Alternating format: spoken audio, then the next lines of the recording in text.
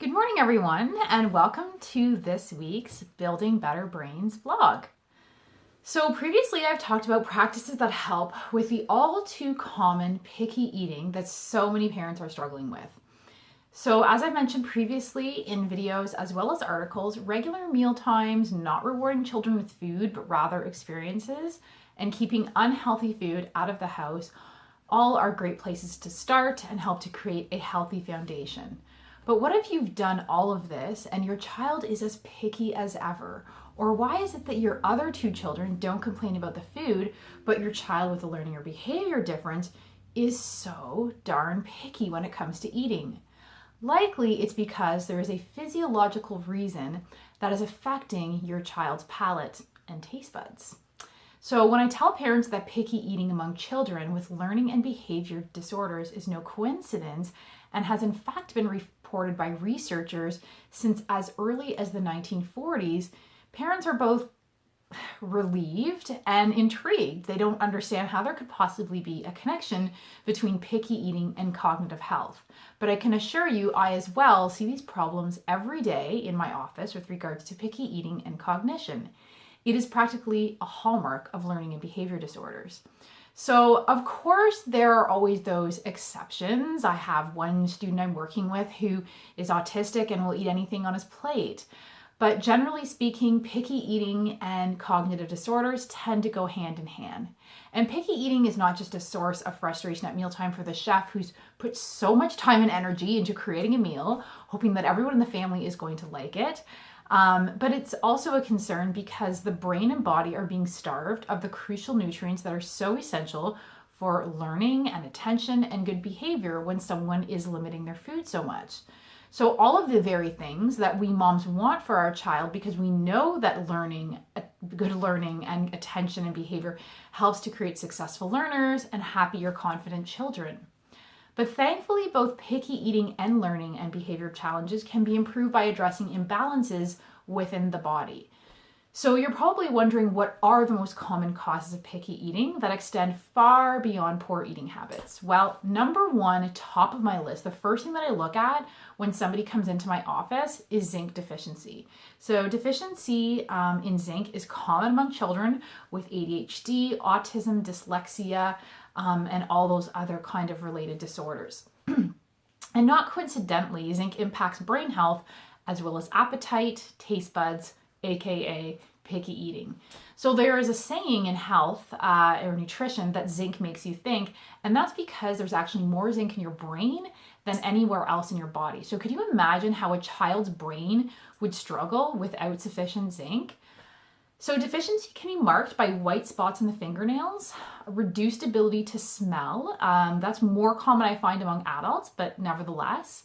Reports that food tastes bland or even awful, so picky eating, as well as challenges with learning and attention.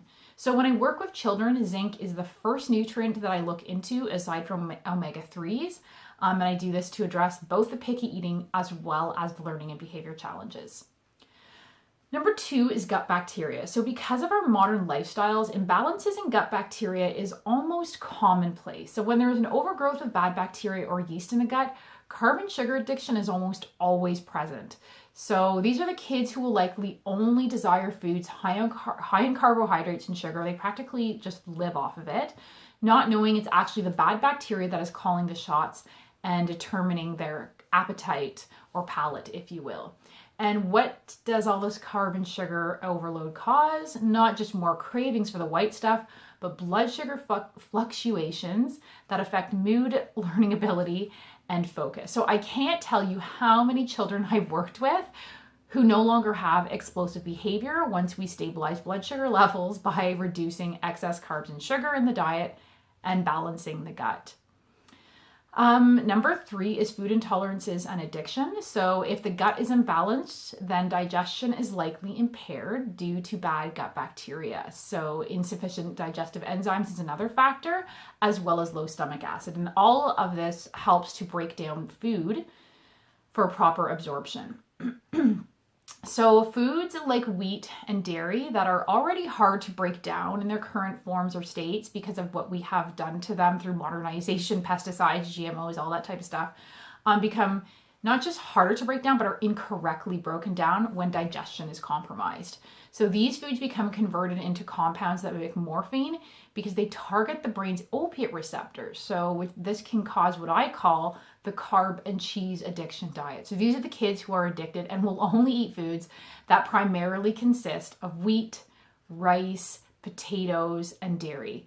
They'll eat, fishy crackers, pizza, Kraft dinner, all those cheesy, carby type foods. They limit their choices to only these foods because of the temporary feel-good effect these foods have on their brain.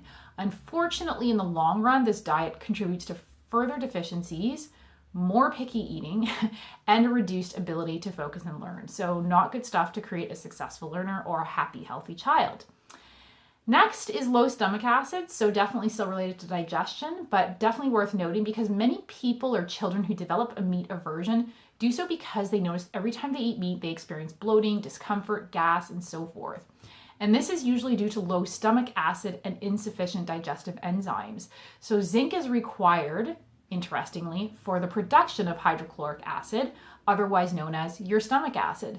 And so you can see how zinc deficiency ties into meat aversion, bloating, and gas, not just poor cognition or picky eating. So very, very essential, and you can see why zinc is the first thing that I address when working with clients. So address the root cause, improve digestion to curb meat aversion because protein is a building block of the brain. It's very, very important. And then lastly is processed food. So processed food contains countless chemical preservatives and flavorings, which are highly addictive. So these foods are designed by food engineers that seek return customers by making food as addictive as possible. So an addictive cocktail is created by combining addictive foods and chemicals that enhances flavor and fuels craving. So perhaps you've heard of the Dorito effect. There is a book called that, and it's all about food engineering. And the Dorito is the most addictive food. And it's not just delicious and addictive, it is highly engineered. So the bottom line is that the more processed food your child eats, the more likely their taste buds and food choices are being hijacked by the food industry. So having heard all this, you might be asking yourself, where do you start in terms of healing the physiological reason for your child's picky eating? So by addressing low zinc first and foremost, and then balancing the gut bacteria and crowding out sugar, excess carbs, and processed food, and replacing it with increased protein and vegetables. So if you want to learn more about how you can address picky eating so your child can be a successful learner and a happier, more confident kid, then you can schedule a free 20-minute happy, healthy child breakthrough session with me. And I will help you identify the three things that are affecting your child the most based on what you're telling me. And you can start by addressing that today and get to the bottom of it as soon as possible. So thanks for watching another vlog by Building Better Brains. And until next time, everyone, take care. Bye.